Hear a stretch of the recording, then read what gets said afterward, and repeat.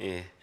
제가 이제 우리 교회 이제 6년 만 6년이 다 됐습니다. 담임을 하고 있고 교육자 생활을 풀타임 교육자 생활을 지금 13년째 하고 있는데 저의 생각은 늘 한 가지에 집중하고 있습니다.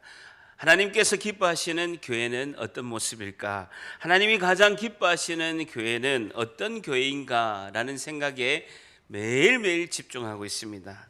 하나님의 기뻐하시는 교회는 어떤 교회인가 늘 고민하고 하나님의 뜻을 구하는, 그리고 하나님 뜻을 묻는 이런 이제 교회가 되어야 된다라는 생각을 가지고 있습니다. 제가 정리를 해보니까요, 하나님께서 기뻐하시는 교회는요, 첫 번째 하나님의 뜻을 구하는 교회이다라는 것이죠. 하나님의 뜻이 무엇인지, 무엇을 하든지 하나님의 뜻을 가장 먼저 기도하면서 묻고 하나님의 뜻을 최우선적으로 구하는 교회, 하나님의 뜻을 구하는 교회가 하나님이 가장 기뻐하시는 교회가 아닐까. 두 번째는 하나님의 뜻을 아는 교회죠. 우리가 하나님의 뜻이 무엇인지 기도하면서 여쭤보면 하나님께서 우리에게 뜻을 알려주셨을 때 그 뜻을 알고 깨닫는 교회가 하나님 가장 기뻐하시는 교회다라는 거죠. 세 번째는요, 하나님의 뜻을 이루는 교회다라는 것이죠. 우리가 하나님의 뜻을 알고 깨달았으면 그 뜻을 이루고 하나님 뜻을 행하는 교회가 하나님이 가장 기뻐하시는 교회인 줄 믿습니다. 다 같이 절대합니다. 하나님의 뜻을 구하고 알고 이루는 교회. 한 번 더, 하나님의 뜻을 구하고 알고 이루는 교회. 우리가 이제 믿음의 여정을 걸어갈 때, 신앙의 길을 걸어갈 때, 우리 인생을 살아갈 때 중요한 결정을 할 사항들이 상당히 많이 있습니다. 그때마다 우리가 하나님의 뜻을 알고 그 하나님의 뜻을 우리가 깨닫고 하나님의 뜻을 이루어가는 것이 우리 인생에 있어서 가장 중요하다라고 할 수가 있습니다. 오늘 우리가 본 성경 본문 사도행전 13장은요, 예루살렘이 아닌 최초의 이방 지역의 안디옥 교회에서 최초로 선교사를 파송하기 위해서 너무나 교회에서 중요한 결정을 하는 내용이 오늘 본문 사도행전 13장 말씀입니다. 안디옥 교회에서, 선교의 전초기지인 안디옥 교회에서 선교사를 파송하는데 하나님의 뜻을 구하고 하나님의 뜻이 무엇인가를 이렇게 알기 위해서 그 성도들의 모습이 잘 말씀하고 있습니다. 오늘 본문의 말씀을 통해서 우리가 깨달아야 될 교훈은요, 하나님께서 기뻐하시는 교회는 어떤 교회일까요? 오늘 질문이 뭐라고요? 하나님께서 기뻐하시는 교회는 어떤 교회일까요? 하나님께서 기뻐하시는 교회는 어떤 교회일까요?에 대한 교훈을 얻고자 합니다. 질문이 하나님께서 기뻐하시는 교회는 어떤 교회일까요?에 대한 교훈을 얻고자 합니다. 여러분, 지난 주일에는 우리가 사도행전 12장을 봤는데 예루살렘 교회에서 사도 야고보가 순교하는 사건과 베드로가 감옥에 갇혔는데 하나님께서 천사를 보내서 베드로를 감옥에서 나오게 하신 하나님 계획과 섭리에 대해서 살펴보았습니다. 다시 이번에 사도행전 13장은요, 다시 안디옥 교회로 가게 되어 있습니다. 그러면 우리가 연속성상에서 봤을 때는 본문이 배경이 사도행전 11장 22절 다음에 13장 1절이 이렇게 딱 맞게 되는 것이죠. 한번 11장 22절, 사도행전 앞에 11장 22절을 보게 됩니다. 사도행전 11장 22절에 스데반이 순교를 하고 나서 박해가 있을 때 사람들이 다 흩어졌어요. 다 흩어져 가지고 많은 사람들이 지금으로 치면 서울에서 저기 러시아 블라디보스토크에 해당하는 안디옥까지 사람들이 다 가서 거기 가서 복음을 전했는데 열매가 많이 맺힌 거예요. 그래서 11장 22절을 보게 되면 본부에 있는 예루살렘 교회가 안디옥 교회의 소문을, 사람들의 소문을 듣고 진짜 복음이 맞는지, 진짜 전도를 잘해서 하는지, 진짜 열매가 맞는지 바나바라는 그런 이제 귀한 사역자를 안디옥 교회까지 보내게 됩니다. 잘하고 있는지 바나바를 통해서 확인하려고 보낸 것이죠. 그 가고 난 이후로 바나바는 그 안디옥 교회의 담임 목사가 되게 됩니다. 자, 그러면서 23절 같이 있습니다. 시작. 그가 이르러 하나님의 은혜를 보고 기뻐하여 모든 사람에게 굳건한 마음으로 주와 함께 머물러 있으라 권하니, 바나바가 이르되 진짜 하나님 은혜가 맞다 기뻐해서 모든 사람에게 굳건한 마음으로 주님과 함께 머물러 있으라라고 권했는데, 그 권하는 안디옥 교회의 담임 목사 바나바는 착한 사람이요 성령과 믿음이 충만한 사람이라 이에 큰 무리가 죽게 더해지고 부흥의 역사가 더 일어나는 역사가 있게 됩니다. 자, 그때 25절에 바나바가 사울의 고향 다소에 가서 사울을 찾으러, 사도 바울을 찾으러 가서 26절에 만남에 안디옥으로 데리고 와서 같이 동력합시다, 사역합시다 하면서 데리고 온 거죠. 교육 전도사 정도 되는 사울을 데리고 와서 둘이 교회에 1년간 모여서 큰 무리를 가르쳤고, 제자들이 안디옥에서 비로소 그리스도인이라 일컬음을 받게 되었더라라고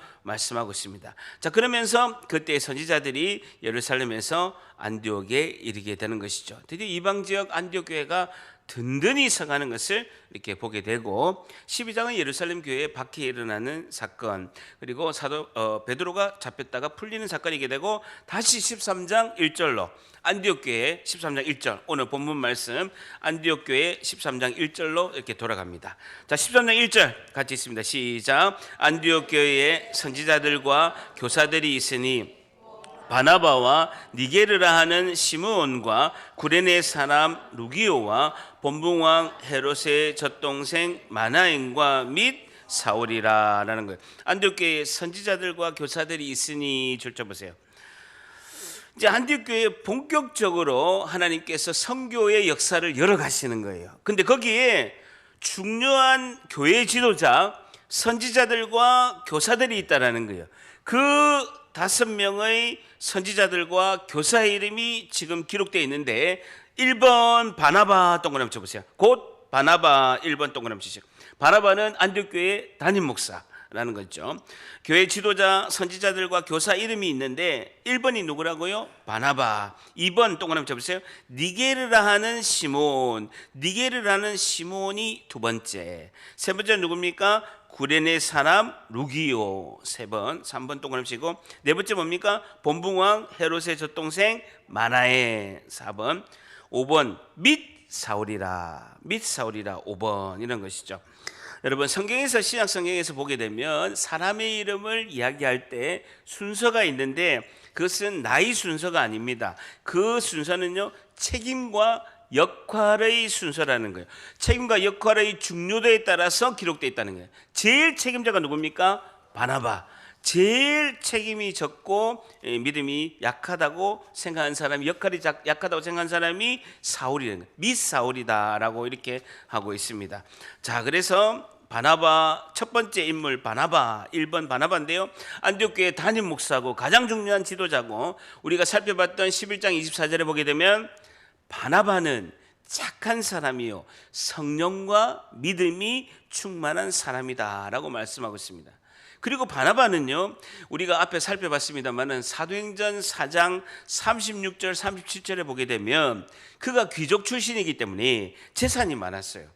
자신이 소유한 땅이 엄청 많았기 때문에 그 밭을 사도들 앞에 기증할 정도로 상당히 부자였어요. 그러니까 바나바는 귀족이면서 자신의 땅을 사도들의 발 앞에 이렇게 헌금할 정도로 굉장히 부유한 귀족 출신입니다. 바나바는요. 두 번째 줄자 보세요. 니게르라 하는 시몬이라는 거. 니게르는요, 검은 피부를 가졌다라는 겁니다. 우리 영어로 흑인을 뭐라고 합니까? 니그로라고 하죠. 니그로. 여기서 나온 말이에요. 니게르, 검은 피부를 가졌다라는 거. 흑인이고 아프리카 출신이에요. 아프리카 출신인데 이름이 뭐라고요? 시몬이라는 거예요. 시몬은 유대 이름이에요. 그러니까 유대인으로 개종을 한 거예요. 유대인으로 개종하고 본인이 귀화를 해서 유대인의 이름을 가졌는데, 흑인 검은 피부를 가진 시몬이라는 사람이 있었다라는 거예요. 그러니까 이 사람은 흑인이고 아프리카 사람이고 평민이라는 거예요. 그런데 유대인으로 개종을 했다는 거예요. 세 번째 사람 누굽니까? 구레네 사람 루기오라는 거예요. 구레네 동그라미 쳐보세요. 구레네는요, 북아프리카 리비아에 있는 해안 도시입니다. 이 사람도 아프리카 흑인이에요. 흑인이라는 거예요. 그러니까 구레네 사람, 북아프리카 리비아에 있는 해안 도시에 있는 아프리카 흑인이 루기오죠. 근데 루기오는요, 라틴, 그러니까 로마식 이름이라는 거예요. 그러니까 자기는 아프리카 흑인인데 이름을 로마식으로 지어서 루기오라고 했고요. 자, 네 번째는요, 본붕왕 헤롯의 젖동생 마나엔. 젖동생 동그라미 쳐보세요.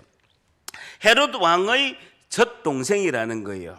그러니까 나이 차이가 나는데 헤롯 왕과 같이 자란 마나엔이라는 거예요. 왜 이게 무슨 말이냐면요, 옛날에는요, 저를 보세요. 왕이 될 왕자가 태어나잖아요. 왕이 될 왕자가 태어나면 외롭잖아요. 그래서 왕족 중에서 비슷한 나이에 있는 아이를 같이 키우는 거예요. 같은 유모가 같은 젖을 먹이고, 왕이 될 왕자에게도 젖을 먹이고, 그리고 그 왕자의 사촌이나 왕족 그 친구에게도 같이 젖을 먹여서 왕자가 외롭지 않도록 같이 키우는 거예요. 그래서 같이 친구가 되고 동무가 되고 나중에 왕이 됐을 때 아주 훌륭한 왕족의 참모가 돼서 같이 정치를 하도록 왕족들끼리는 같이 키웠다는 거예요. 그렇게 되면 마나에는 지금 왕족입니까? 평민입니까? 왕족이죠. 자, 보세요. 바나바는 귀족이고 니게르라 하는 시몬은요 평민인데 흑인이에요. 아프리카 출신이고, 그리고 구레네 삶 루기오도 평민인데 아프리카 출신이고, 마나의 젖동생 마나에는요 왕족이에요. 헤롯과 같이 자란 왕족이라는 것이죠. 그리고 및 사울이라, 저쪽보세요. 사울이라, 사울 및 동그라미 치시면 헬라어로 카이, 그리고라는 뜻입니다. 그러니까 인지도가 밖의 사람이에요. 인지도 그가 낮은 사울이다. 아직은 인지도가 낮다. 왜냐하면요, 사울은 그 전까지도 사람들을 막 예수 믿는 사람들을 핍박하고 예수 믿는 사람을 막 박해하는데 1등했던 사람이에요. 그렇기 때문에 사울에 대한 인식이 아직은 좋지 않은 거예요. 지켜보고 있는 거예요. 또다시 저 사람이 획가닥해서 우리를 박해할지도 몰라라는 그런 무언적인 그런 마음이 있어서 및 사울이다. 꼴등, 꼴등.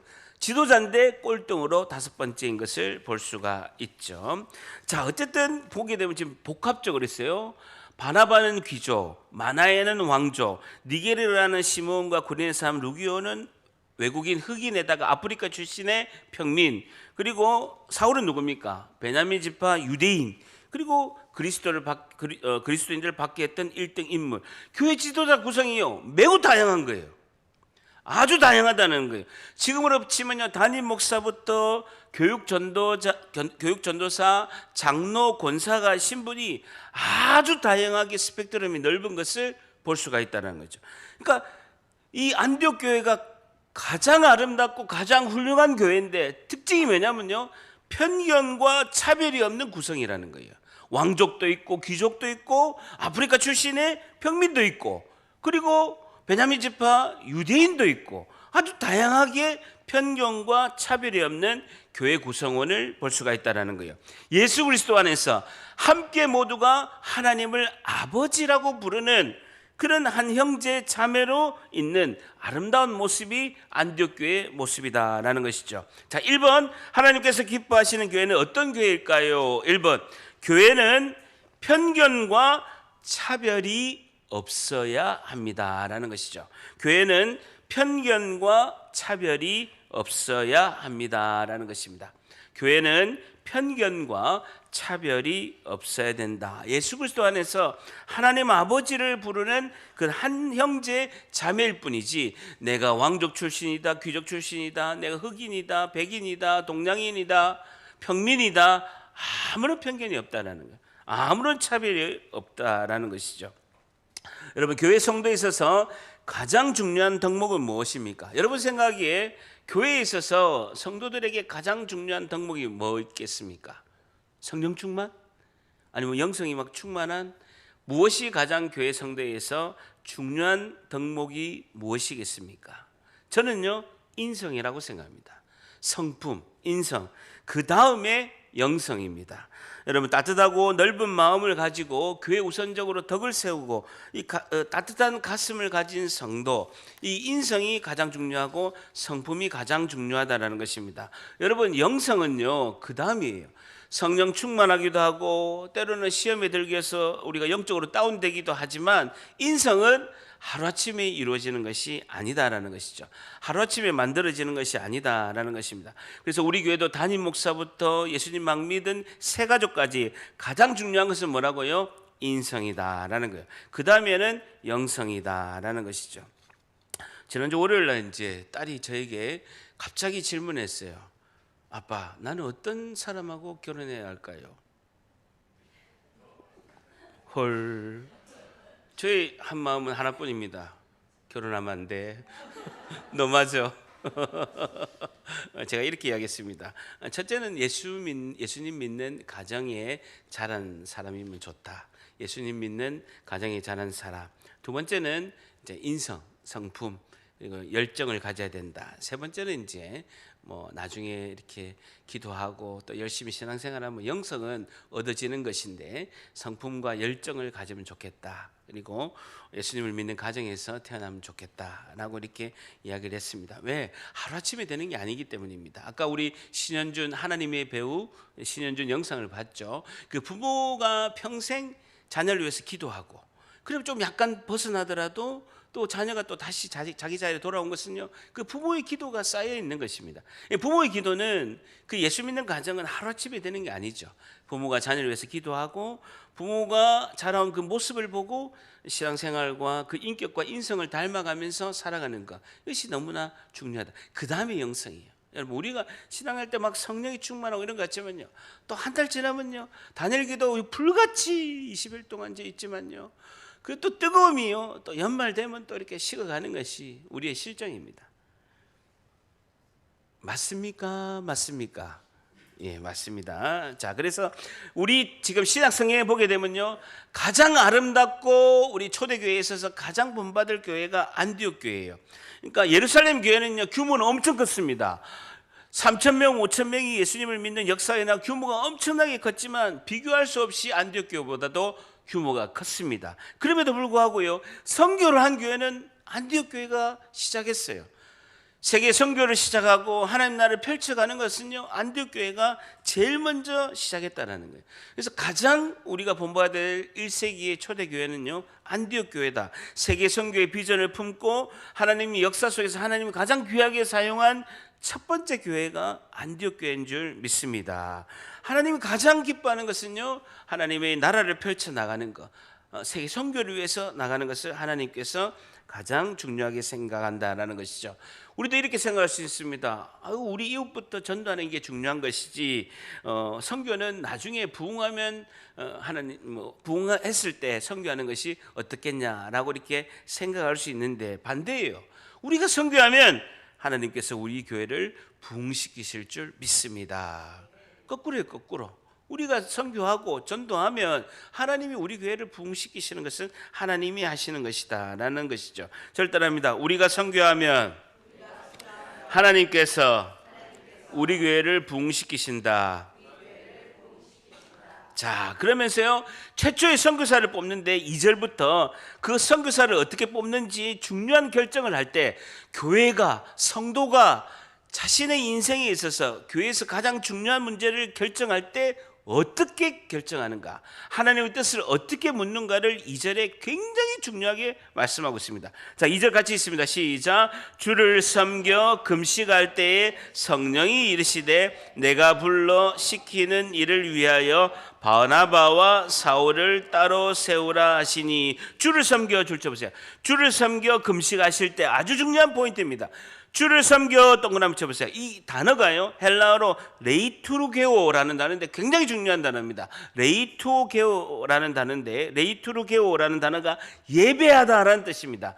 이 공식 예배를 말할 때, 공식적으로 예배하다 할 때 레이투르게오라고 주를 섬겨라는 이 단어를 쓰고 있습니다. 그러니까 예배하면서 금식할 때에, 공동 번역 성경에는요, 이 2절을 주님께 예배 드리고 있을 때라고 번역하고 있습니다. 주를 섬겨라는 그 문장이 아니라 원어 그대로 주님께 예배 드리고 있을 때라고 번역하고 있다는 거예요. 그러니까 중요한 것은요, 하나님의 뜻을 물을 때, 가장 중요할 때 예배를 우선한다는 거예요.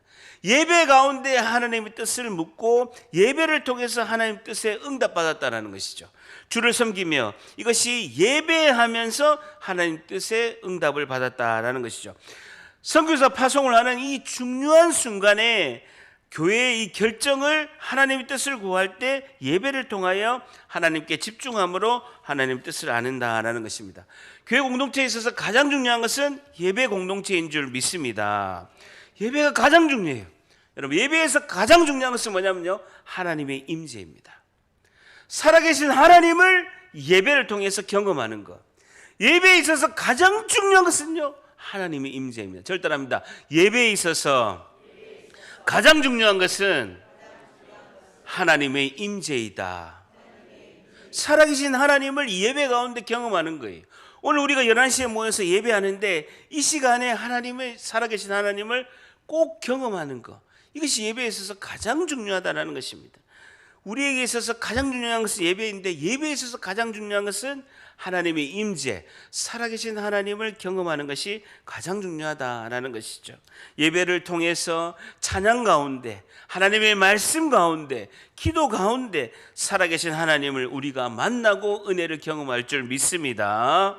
저를 따라합니다. 주님께서는 예배를 통하여 하나님의 뜻을 알려주십니다. 한 번 더. 주님께서는 예배를 통하여 하나님의 뜻을 알려주십니다. 두 번째요, 하나님께서 기뻐하신 교회는 어떤 교회일까요? 두 번째, 교회는 살아있는 예배가 있어야 합니다. 교회는 살아있는 예배가 있어야 합니다 라는 것이죠. 첫 번째는 교회는 편견과 차별이 없어야 합니다. 두 번째는 교회는 살아있는 예배가 있어야 합니다.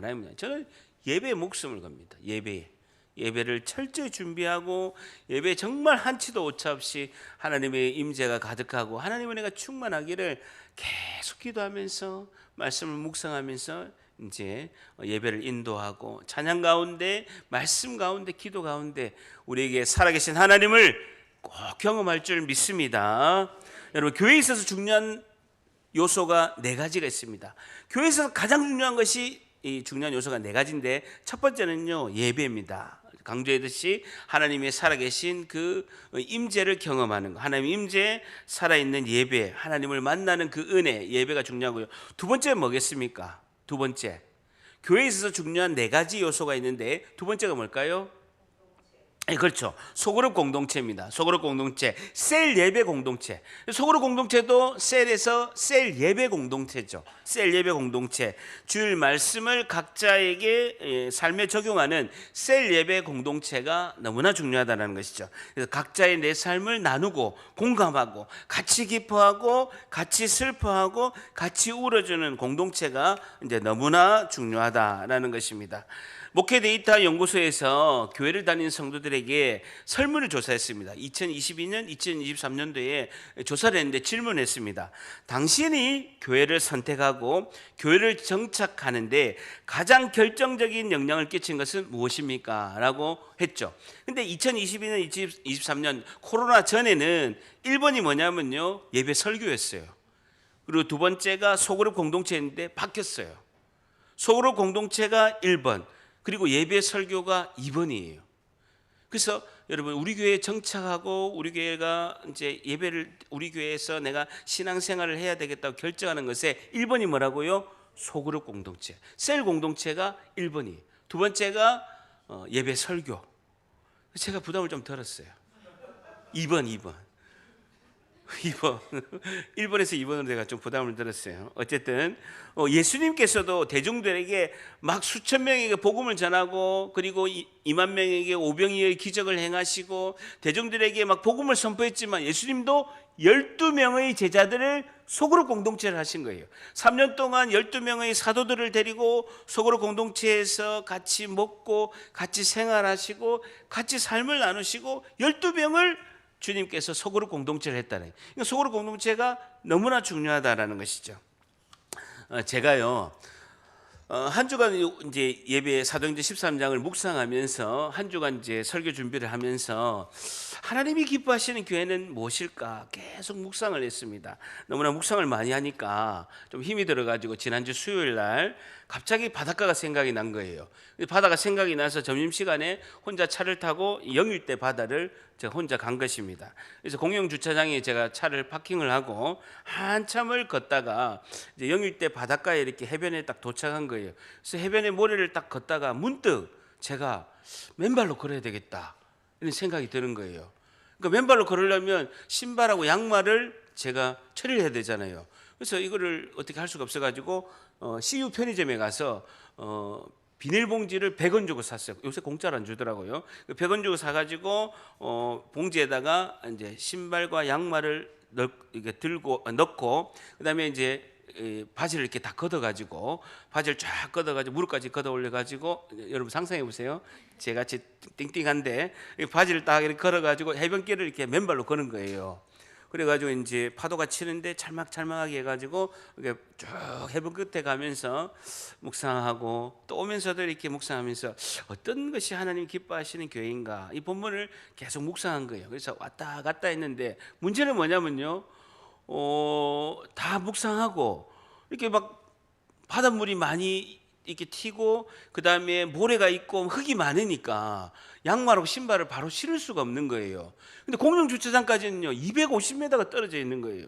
그래서 맨발로 인도를 걸어서 바지를 걷어 올리고 걸어서 250m를 가서 물티슈로 닦으려고 가야 되는 상황이 발생한 거예요. 어쨌든 양말을 신고 신발을 신으면 이게 다 베리는 상황이라서 비닐봉지를 들고 바지를 걷어 올리고 맨발로 인도를 걸어간 거예요. 그 시간이 점심시간이었거든요. 사람들이 날씨가 너무 좋으니까 저는 수요일날 날씨가 너무 좋았어요. 한 21도 때 날씨가 좋으니까 사람들이 다 커피 한 잔을 들고 우르르 나와서 해안도를 가는데 저 모습을 보고 홍해 갈라지듯이 쫙 갈라지는 거예요. 제가 중간에 가고 홍해 갈라지듯이 사람들이 다 가면서 미친놈 이렇게 보겠네요. 그리고 이 인도가요 돌이 많아가지고 기우뚱기우뚱 이 바다 모래가 달라가지고 기우뚱기우뚱 보세요. 상상을 해보세요. 비닐봉지를 들고 바지를 반 걷어 올리고 무릎까지 걷어 올리고 돌이 막 따가워가지고 뒤뚱뒤뚱 이렇게 걸으면서 250m를 제가 걸어간 거예요. 이 상황에서 너무나 고마운 거는 반대편에 어떤 아줌마가 비닐봉지를 들고 신발을 넣고 바지를 걷어 올리고 나하고 똑같은 모습으로 오고 있는 거야. 와, 홍해는 갈라졌지. 저 앞에 아줌마는 내하고 똑같은 모습으로 오지. 나는 비닐봉지 들고 가는데 내하고 똑같은 모습으로 오니까 얼마나 반가웠지. 예수님이 재림한 줄 알았다니까. 예수님이 나를 만지하는 것처럼 천국에 온 것처럼 너무너무 기쁜 거예요. 나 같은 사람이 또 있구나. 이게 셀이에요. 이게 소그룹 공동체라고요. 세상에서는요 홍해 갈라지듯이 나를 외면하는 거예요. 나를 아무도 쳐다보지 않는 거예요. 내 아픔과 슬픔과 어려움이 있을지라도 다 손가락질하는 거예요. 왜 저렇게밖에 못 살아? 왜 저렇게 사는 거야? 하고 홍해 갈라지듯이 쫙 갈라져서 외면하는 거예요. 그러면 속으로는 킥킥킥 하면서 비웃고 손가락질하는 거예요. 그런데 내 같은 사람이 있는 거예요. 나 같은 사람이 있다고요. 나처럼 아프고 힘들고 슬퍼하는 사람이 우리 교회에 있다라는 거예요. 얼마나 좋은지 몰라요. 비록 발이 다 까지고 발가락이 아프고 250m를 미친 사람처럼 했지만 정말 귀한 예화 하나 얻은 줄 믿습니다. 자, 세 번째는 선교와 전도입니다. 교회 3요소 세 번째는 선교와 전도. 그러니까 선교와 전도를 교회는 반드시 해야 되는 거예요. 사도행전 1장 8절에 오직 성령이 너에게 임하시면 너희가 권능을 받고 예루살렘과 온 유대와 사마리아 땅끝까지 이르러 내 증인이 되리라 라고 예수님께서 부활 승천하시기 전에 유언처럼 하신 말씀, 선교와 전도를 하는 교회. 이것이 교회에서 중요한 세 번째 요소라는 거예요. 너무너무 중요한, 선교하고 전도하지 않으면 교회는 정말 그 안에서 우리들만의 세계에서 빠져서 교회는 침체될 수밖에 없다는 거예요. 밖으로 나가야 된다. 네 번째가 다음 세대. 다음 세대. 우리 자녀들이 이 복음 가운데 이 은혜의 간증을 전하고 복음 가운데서 예수님을 만나게 하는 것. 이게 중요하다는 거예요. 첫 번째 뭐라고요? 예배. 두 번째 뭐라고요? 소그룹 셀 공동체. 세 번째는 선교와 전도. 네 번째는 뭐라고요? 다음 세대라는 것이죠. 자, 그러면서요 13장 2절에 보게 되면요, 주를 섬겨, 줄 쳐보세요. 금식할 때라는 겁니다. 단식을 하는 거죠. 음식을 먹지 않고 이렇게 기도했다라는 것입니다. 예배드리고 금식 기도할 때에, 이 금식은 뭡니까? 외부로 들어오는 음식을 끊는 것이죠. 사람은요 먹는 만큼 힘을 씁니다. 먹는 만큼 힘을 쓰기 때문에 이 먹는 이 힘을 끊는다는 것이죠. 금식을 외부적으로 있는 나의 힘, 외부로 들어오는 힘의 근원을 끊고 하나님께만 집중한다는 의도가 금식 기도라는 것이죠. 목적은 하나님 뜻을 구하기 위한다라는 것입니다. 온 성도가 예배하고 금식 기도하면서 하나님의 뜻을 구하는 것을 볼 수가 있다라는 것이죠. 금식한다는 것은 나의 영적 독소를 제거하는 것, 나의 육신의 생각을 제거하는 것입니다. 여러분, 우리가 아무리 오래 기도해도 하나님의 응답이 없는 이유는요, 내 생각과 내 계산이 꽉 차 있기 때문에 그렇습니다. 내 생각과 내 계산으로 계속 묵상하고 그것에 매이게 되면, 그것을 통해서 그것만 계속 묵상하면요, 하나님의 뜻을, 응답을 받을 수가 없습니다. 내 생각을 비워야 되는 거예요. 육신의 독소를 비워야 되는 거예요. 내 뜻을 비워야 하나님 뜻을 알 수가 있다. 이것이 금식을 통해서 내 생각과 내 육신의 생각을 비우는 것이다 라는 겁니다. 제가 교역자로 섬긴 지 만 13년입니다. 많은 성도분들을 면담을 했습니다. 너무나 많은 성도분들을 면담을 할 때 성도분께서 저에게 물어봅니다. 목사님, 하나님의 뜻이 무엇입니까? 라고 이렇게 물어보는 경우가 많습니다. 그럴 때 대부분이 보면요, 성도분들이 하나님 뜻을 물어보고, 제가 이런 상황이 있는데 하나님 뜻이 무엇입니까? 라고 저에게 면담하는 경우가 있습니다. 그럴 때 대부분의 성도분들은 두 가지입니다. 첫 번째는요, 참고용입니다. 참고용. 내 생각이 이미 결정이 끝났어. 다 결정이 끝났는데 믿음이 약한 분들이 좀 여기에 좀 해당이 되는데요, 대부분 내 생각을 다 끝이 났어요. 결론이 났어요. 근데 마음의 결정을 다 하고 본인의 뜻대로 이렇게 하려고 하는데, 혹시 하나님의 뜻을 참고용으로 이렇게 물어보고 그것이 내 뜻하고 딱 맞으면, 목사님께서 기도하셔서 이렇게 말씀하시는 하나님 뜻과 내 뜻이 딱 맞으면요, 기분이 좋은 거예요. 근데 뜻이 달라. 목사님이 하나님 뜻은 이거인 것 같습니다라고 말씀을 전하면 내가 생각한 거 달라요. 그래도 바뀌는 건 없어요. 결론은 본인 생각대로 하는 것이죠. 참고용이고, 두 번째는요, 믿음 확신용입니다. 좀 믿음이 좀 있는 분인데, 믿음 확신용인데, 내 뜻과 본인의 계산은 있지만 하나님을 두려워하는 거예요. 하나님이 살아계신 걸 알고 있기 때문에 하나님의 뜻을, 믿음의 확신을 갖고자 여쭤보는 것이죠.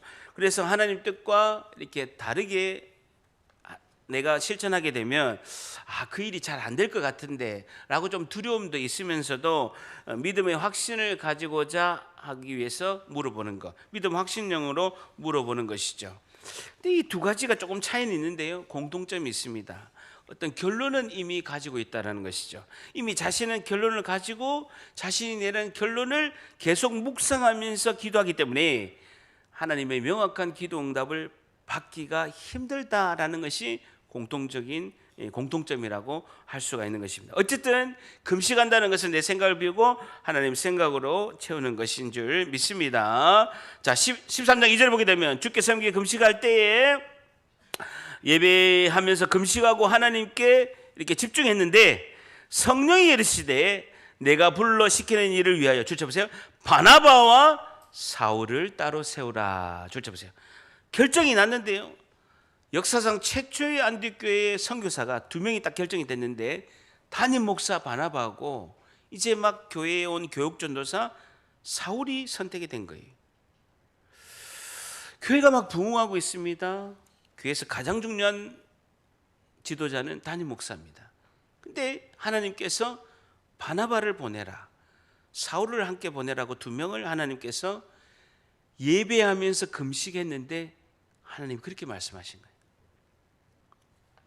굉장히 충격입니다. 굉장히 충격이에요. 여러분, 사울은 그렇게 할 수가 있어요. 왜냐하면 기독교인들을 핍박하고 탐탁지 않은 인물이에요. 사울은 선교지 가가지고 죽도록 조금 고생해도 괜찮다라고 생각할 수 있는데 바나바는 다릅니다. 바나바는 교회 지금 담임 목사예요. 너무너무 중요한 인물이기 때문이라는 것이죠.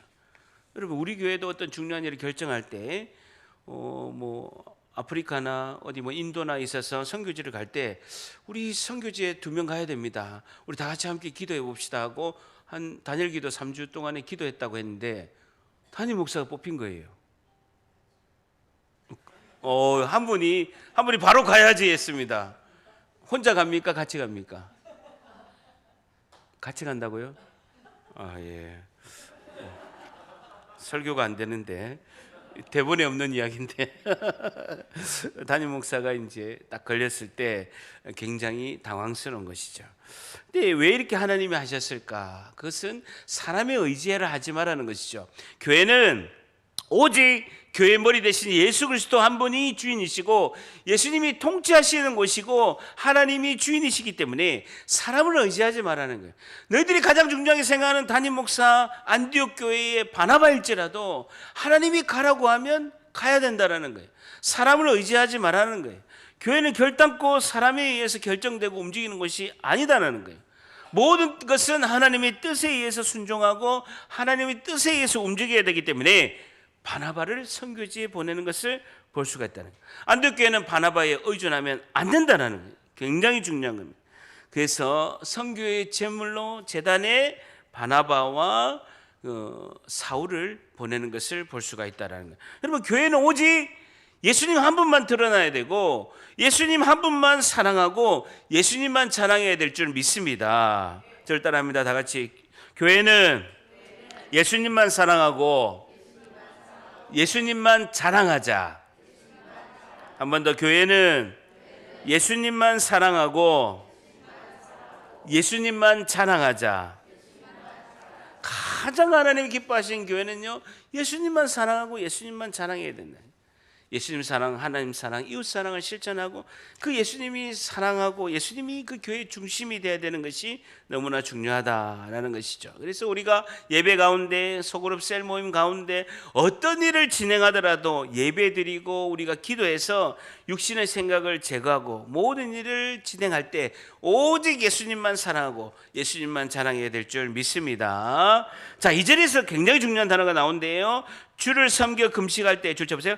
성령이 이르시되 내가 불러 시키시는 일을 위하여. 내가 불러 시키시는 일 줄 쳐보세요. 하나님의 구원의 은혜의 계획이죠. 하나님의 뜻인 하나님의 구원의 큰 일을 말하는 것입니다. 하나님이 계획하시고 하나님의 뜻인 하나님의 구원의 일, 그것이 내가 불러 시키시는 일이 성령이 하신다라는 거예요. 그것을 누가 내가 불러 시키는 일을 위하여 성령이 이르시되라는 거예요. 그러니까 누가 말씀하시고 누가 이끌어 가느냐? 성령이 하신다는 거예요. 교회에서 일어나는 일, 선교사를 파송하고 예배를 드리고 하나님께 우리가 영광을 드리는 것, 성도들을 양육하고 우리가 셀 모임을 하는 것, 이 모든 것이 성령께서 불러 시키시는 일이라는 겁니다. 저를 따라합니다. 성령께서 불러 시키시는 일. 한 번 더. 성령께서 불러 시키시는 일. 모든 것이 성령께서 하신다라는 거예요. 바나바를 선교지를 보내는 것, 사울을 선교사로 보내는 것, 그리고 교회에서 이 모든 결정을 하는 것 다 성령이 하시는 역사다라는 거예요. 여러분, 제가 신학대학원 다닐 때 이제 2011년도에 우리 동기가 300명이었습니다. 4반이 나눠져 있거든요. 75명씩 이제 4반을 이렇게 나누었는데 75명이면 꽤 큰, 우리가 지금 한 반에 75명이 매일 수업을 이제 월화 목금 이렇게 4일 동안 이렇게 수업을 하고 또 때로는 토요일도 이렇게 수업하고 이렇게 했었는데, 그때 보면요, 이렇게 그룹이 나눠져 있어요. 앞에 3줄은 우리 이제 열심히 공부하는 장학생 그룹, 두 번째 3줄은 이제 방관, 그냥 열심히는 하는데 이제 결과는 좀 안 좋은 중간에 그룹이 있습니다. 열심히 있는데 열정은 없고 성적은 좀 보통 나오는 B그룹. 뒤에 3줄은 이제 졸업만 하자 그룹이죠. 그러니까 백시박점 졸업만 하고 어쨌든지 이제 목사만 되지 않은 뒤에 그룹 뭐 장로님 아들, 담임 목사님 아들, 그리고 또 뭐 어쨌든 이렇게 대대로 내려오는 기독교 집안에서 떠밀려서 온 이제 그런 뒤에 그룹이 이제 세 줄이죠. 그러면 저는 이제 앞에서 이렇게 강단 앞에 두 번째 중간에가 제 자리예요. 그래서 항상 일찍 오나 늦게 오나 각자의 자리가 있어요. 그럼 우리가 이제 우리 장학생 그룹 이렇게 앞에, 여러분 믿지 않겠지만 제가 장학금을 탔다는 겁니까? 앞에 이제 세 줄은 엄청 열심히 하는 거예요. 뭐 교수님 말씀하는 거 하나라도 안 놓치려고 막 다다다다다다다 적으면서 막 거의 녹지 수준으로 이제 적고 이렇게 하는 요 세 그룹이 이렇게 있습니다. 그러면서 우리 항상 이렇게 하면 요 앞에 세 그룹은 또 끼리끼리 또 차 마시고 식사도 같이 하죠. 우리끼리 하는 이야기 있습니다. 저 뒤에 세 줄은 아이고 목회나 해먹겠나, 어쨌든 교회나 어떻게 섬기겠나, 이렇게 좀 흉을 본 기억이 있어요. 지금요 13년 지났잖아요. 뒤에 있는 세 줄이요 제일 큰 교회하고 제일 부흥이 많이 되고 제일 사역을 잘하고 있어요. 누가 하시는 일이라고요? 성령이 하시는 일이에요. 사람 생각하고 완전히 다릅니다. 오히려 이제 앞에 세 줄이 어리버리가 됐고 뒤에 세 줄이 정말 목회를 잘합니다. 정말 잘하는, 청소년 사역도 잘하고 엄청 잘하는 걸 볼 수가 있다는 거예요. 성령이 하시는 일이다라는 것이죠. 성령께서 예배드리게 하시고, 성령께서 우리를 이제 금식하게 하시고, 성령께서 기도하게 하시고, 성령께서 선교사를 파송하시고, 성령께서 선교원금을 해서 이렇게 후원하게 하시는 것도 성령이 하시는 일이다라는 것입니다. 자, 마지막 세 번째, 하나님께서 기뻐하시는 교회는 어떤 교회일까요? 세 번째, 교회는 성령께서 하시는 일에 순종해야 합니다. 교회는 성령께서 하시는 일에 순종해야 합니다라는 것이죠. 교회는 성령께서 하시는 일에 순종해야 합니다라는 것입니다. 교회는 성령께서 하시는 일에 순종해야 합니다라는 것입니다. 자, 그러면서요 3절을 보게 되면 이에 금식하며 기도하고 두 사람에게 안수하여 보내니라. 줄쳐보세요. 보내니라. 이 단어는요 보내니라, 이 단어는요 아폴리오라는 단어인데요 석방하다라는 것입니다. 석방하다. 3절에 보내니라라는 것은 아폴리오라는 단어인데 석방하다, 풀어주다, 놔주다 이런 단어죠. 석방하다, 풀어주다, 놔주다라는 겁니다. 4절에 있는 두 사람이 성령의 보내심을 받아 할 때 그 보내심은요 에크펜포라는 단어로서 파송하다, 진짜 선교사로 보내다, 파송하다, 내보내다 단어인데 3절에 있는 이에 금식하며 기도하고 두 사람에게 안수하여 보내니라라는 겁니다. 다시 안디옥 교회가 다시 금식하고 기도해서 두 사람에게 안수해서 보내니라라는 것은요 석방하다, 풀어주다라는 것입니다. 누구를 석방하고 누구를 풀어줍니까? 성령이 하시는 일을 교회가 풀어주고 놔줘야 된다라는 것입니다. 다시 말해서 교회가 성령이 하신 일에 전적으로 순종해서 성령이 하신 일에 발목을 잡지 말고 꽉 잡고 안 놓아주면 안 되고 풀어줘야 된다라는 것입니다. 그 모든 것이 기도하고 금식하고 결정하지만 성령이 인도하시는 대로 놓아주고 성령이 인도하시는 대로 풀어줘야 된다라는 것입니다. 교회의 역할은요 성령께서 하시는 일에 대해서 놔주고 풀어줘야 되는 것이 교회의 가장 중요한 사역 중에 하나다라는 것입니다. 교회 역할이 성령이 하시는 일에 대해서 발목 잡지 말고 놔주고 풀어줘야 된다는 것입니다. 교회가 금식하고 기도하고 하나님 뜻을 묻고 결정한 것이지만 교회 역할은요 성령께서 하신 일에 놔주고 풀어줘야 된다라는 것입니다. 교회가 성령 하신 일에 발목을 안 잡기 위해서 기도하고 금식하고 예배드림으로 하나님의 뜻을 우리가 구하는 줄 믿습니다. 우리 모두가 예배를 통해서 나의 생각을 내려놓고 기도할 때 성령이 하시는 일, 하나님 뜻이 우리를 통해서 이루어지고 우리가 교회가 편견과 차별이 없고 살아있는 예배를 드리며 성령이 하신 일에 순종하며 나가는 우리 모두가 되시기를 주님의 이름으로 간절히 축복합니다.